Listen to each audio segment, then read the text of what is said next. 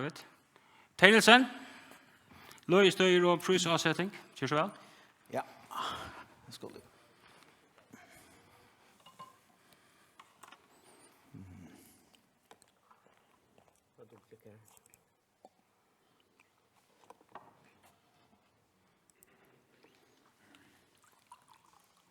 Ja, gå an det tid. Jeg er ferdig at fortelle løsninger om løyestøyer og prisavsetting. Og jeg har noe litt å skra. Jeg har cirka 20 minutter. Vi for at høre oss om løying av elbilen og løystyr og infrakjærvi annars.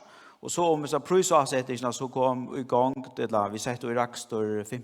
oktober. Vi skal lykke begynne, vi hittar etter, heter min teacher av skala trøffer, en tog så gjerne standa 4 biler og løa, 2 standa løystø og 2 standa så løa, og det vanlige vi kallar for aseløystø.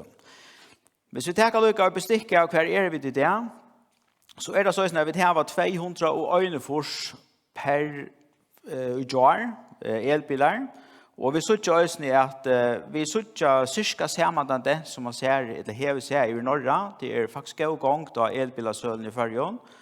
Og hvis vi tar utgangsstøy i at det jo alle 26 000 personbiler, jeg visste ikke det vi at han tunge transporten kommer i el enn, men som vi har hørt og som vi hører derfra, så det en rukande utvikling her også i menning, hver det viser at lastbiler nå blir også flyttet i el. Men hvis vi tar